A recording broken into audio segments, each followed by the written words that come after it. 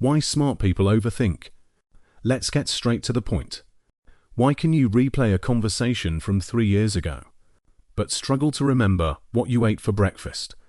Why do you analyze a text message for 45 minutes, but still have no idea what it actually meant?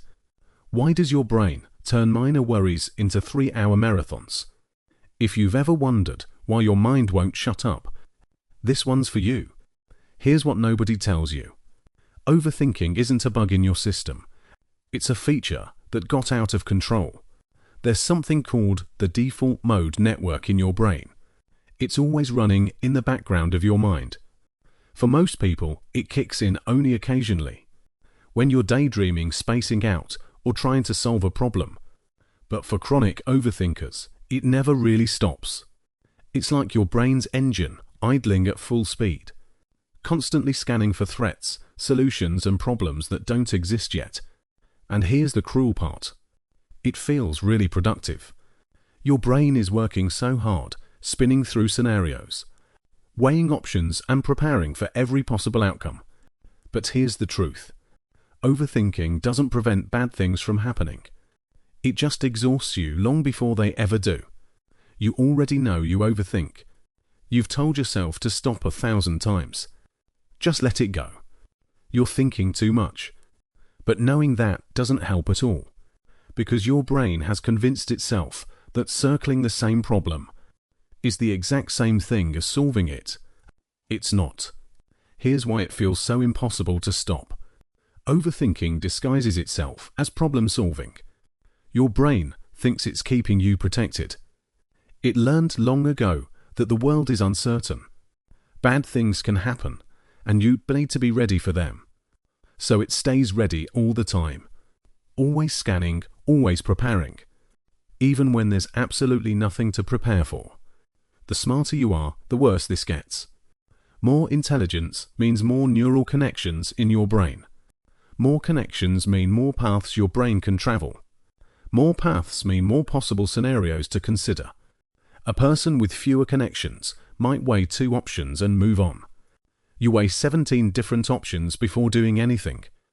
Then you second-guess the order of those 17 options. Then you start wondering if you're overthinking the 17. And then you're right back where you started. There's another piece to this puzzle. Smart people often become perfectionists because they believe if they think long enough, hard enough, perfectly enough, they can completely avoid ever failing. But here's the cruel irony of it all. Perfectionism doesn't prevent failure at all. It actually multiplies failure over time. A perfect plan that's never executed is completely worthless. And the hours you spent perfecting it are hours you didn't spend living. This is what we call analysis paralysis.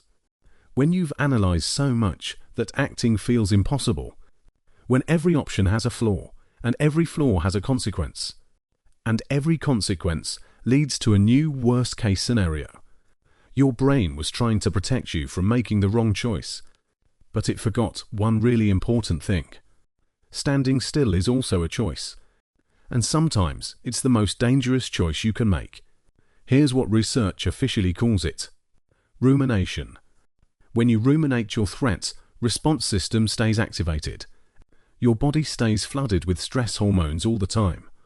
Your muscles stay tight and tense for no reason. You're not just thinking in circles right now. You're slowly, chronically exhausting yourself completely. This is why overthinking never feels like it's finished. Because you're not actually solving a real problem. You're avoiding a painful feeling you don't want to face. You keep thinking because feeling would mean acknowledging something painful. So you think instead of allowing yourself to feel, and nothing ever gets resolved because of it. But here's the shift I want you to make today. You are not your thoughts. I know it sounds like a total cliche, but listen closely.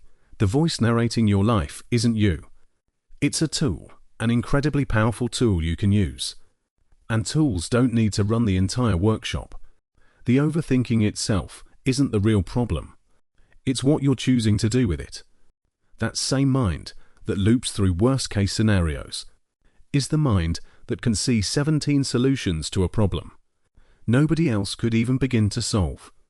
The same mind that replays conversations for hours, is the mind that notices the micro-expression nobody else caught. Your overthinking isn't a malfunction of your brain. It's a sign that you care really deeply about things, that you refuse to accept surface-level answers to problems. That's not a flaw that you have to fix. That's depth that hasn't found the right direction yet. So here's what I want you to try starting today. Next time you feel the thought loop starting, don't fight it, don't add more thoughts to untangle the thoughts. Just notice what's happening in your mind. Notice that you're overthinking right now. Notice that the thoughts are there, present in your mind. Notice that you don't have to follow them anywhere. Imagine your mind as a wide open sky, and your thoughts are just clouds passing through. Some are dark, some are loud, some are annoying. But the sky is always there, no matter what. The clouds just pass through eventually. You don't need to stop them or control them. You just need to remember you are the sky. If you found this helpful, hit the subscribe button. I share psychology insights like this every single week. I'd love to help you understand your mind a little better.